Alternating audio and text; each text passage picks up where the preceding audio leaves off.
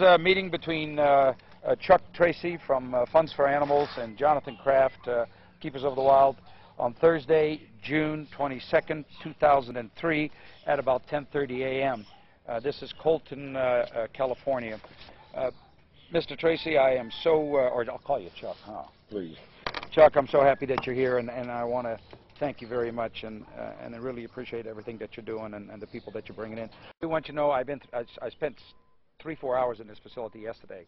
Even though a lot of these cats are probably very much handleable, most of them are so hostile now because a lot of them have carcasses laying in there that they are defending. You understand what I'm saying? Yes. And but they are so hungry, the meat is so grossly full of maggots and blowflies that it is just horrific, and so it's going to be very, very difficult to handle this scenario. So I just want you to be aware of that. Lease with the city, we need to get a copy of that. Animal files, I managed to get a copy of, not a copy, the actual all original animal files. I'll try to go through some of this. Reportedly on the animals that are on here. all of the animals. This is the file that he turns over to the USDA. Okay. So these are accurate files as far as I know. He's got 21 leopards here. He's got our number 20 leopard. He's got all the leopards. I can just see all the tigers are here. Lions are here. I don't know about the hoof stock, so on and so forth. But we'll go through it, and we'll make copies if we have to, and so on and so forth, because obviously they have to stay on the property. We might have to take them off the property to make some copies, and then go from there. Food. He says he feeds the animals every day. I just talked to one of his volunteers. We've got a goat laying over there that is in terrible condition. The goat needs to be euthanized. And I asked him, I says, well, what do you do with this goat? He says, well, we let it die or we shoot it because that's what we feed the animals. So, I mean, that came from his volunteer that has worked here for a long time. Yeah, that one goat isn't going to feed more No, than a couple of course of not. animals. We're going to have to get some food in here. And it was my understanding that he has been getting frozen chickens donated. He told me that he buys it at $10 a case from a Mexican place down the road, some Mexican market. So I don't know. I mean, it's something that we have to look into. We obviously going to have to get some food for these guys. Yeah. Does he have any freezers? No. Have you seen any? No. He told me not. And the reason he does it. Now, by the way, I have at Keepers of the Wild, I have about 6 8-foot freezers that are brand new freezers.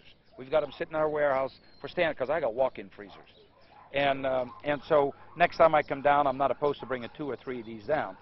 He didn't, initially he didn't want them on the property because he was already complaining to me about, well, who's going to pay the power bill? Who's going to pay the garbage pickup? And I think that we need to stipulate through the DA's office that he has to continue paying for that. We don't own the animals. We're just coming to take care of them. And, but he was complaining about me bringing the freezers in because it would draw more juice. Gives you a little bit of an idea. Anyway, this place is not cleanable. You know that.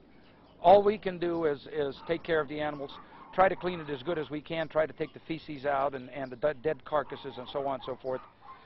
This place is not cleanable, and an individual I spoke to is, this place is so infested with blowflies. I don't know if you saw that sewage treatment plant, whatever they called that slush pump. There is, I don't know how much water there is standing in there, but the water is emerald green. It's an infestation of all kinds of bugs and so on and so forth. I think that maybe we can get FEMA in here because this place is condemned. Like I told the press, it's like there's no rats here because this place is not good enough for rats. You're right. You understand what I'm saying? I know exactly what you mean. It's horrible. Volunteers of John, what do we need to do with them? Now, I've got one gentleman here that seems to be working with us real well. The blonde kid that's on the property is, he is somewhat biased, obviously, and he may potentially be a problem, so we might have to eliminate him. And also, what is it that we're going to do with the domestics? I mean, right now we've got a wide variety of pigs. We've got a wide variety of emus, ostriches. They're breeding like rabbits. Talking about rabbits, we stood here yesterday. That pen right there behind the camera. Yeah. Yesterday, we stood here. The rabbits were hopping around, jumping around, and they both died right in front of us. In front of us, as we're looking at them. They were so hungry that they couldn't. He gave them food, and they were so hungry they couldn't eat. They're sitting in the sun. They died right in front of us. They're in a bucket right over there, 2 rabbits. Just to give you an idea. Let's discuss some of these problems with with Fish and Game as well as with the DA, and see if we can do something here, and see if maybe we can get the city or the government help us out with this a little bit, because there's not even adequate shading. Well, I think what we need to do next is I'd like to bring your staff in for a few moments, and the other staff, and have a quick meeting with them, and so that we can keep them going, and then you and I and the videographer will walk through the facility and see what we have here. Can we call everybody in, and can I have everybody sit down for a few minutes? We'll have a 5-minute meeting. Mike, we can consider you a non-hostile? I think so. It depends on what you do. Okay. In other words, as you understand that we are here for one reason and one reason only, and that's to take care of these animals. I don't have to. Is everybody here? Is that it? Okay. I don't have to tell you folks that, I mean, I don't know what you're used to. I'm sure you're not used to this. This is an appalling facility.